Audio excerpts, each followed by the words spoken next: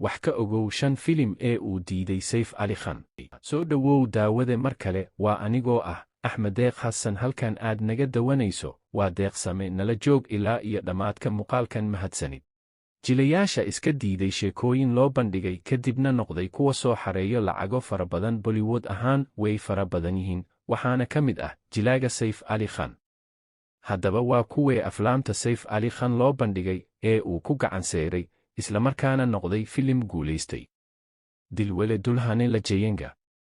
filimka jacaylka ah ee guusha weyn gaaray kana mid ah aflaamta ugu saamaynta badan Bollywoodka ayaa waxaa iska diiday in uu jilo jilaaga Saif Ali Khan, taasoo noqotay naseeb mar u soo gargaraacay, laakiin uu iska diiday isaga.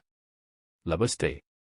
filimkan oo uu lahaa Karan Johar waxaa marka hore loola tagay Saif Ali Khan, balse yeesay sheeko ahaan, kadibna Shah Rukh Khan ayaa loo bandhigay, isana fursad ayuu u waayey. mar saddexaad waxaa diiday sheekada filimkan Ranbir Kapoor. ugu dambayn waxaa meeg cidlo ah ka helay Arjun Kapoor. xanta qaar ayaa sheegaysa in filimka ay ku jirto xaaskiisii hore Amrita Singh, sida darteena u diiday filimkan. Ra'i 3.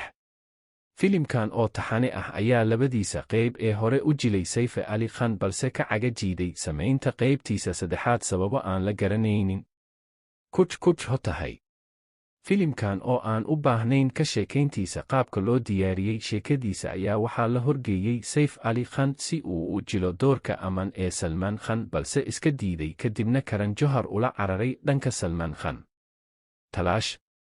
sheekada filimkan oo blockbuster noqotay ayaa marka la go'aamiyey in uu jilaa ka noqdo Saif Ali Khan, laakiin nasiibkiisa ayaa yidhi mayaha jilin. kadib Amir Khan ayaa loo dhiibay, sidaana ku noqday mid guulaystay. haddii aad ka hesho muuqaaladeena fadlan nagu dhiirigeli legtaada channelkeennana ku soo biir siina gudbi muuqaalkan si aan u helno saaxiibo adoo kale ah. waadna ku mahadsan tahay tixgelintada.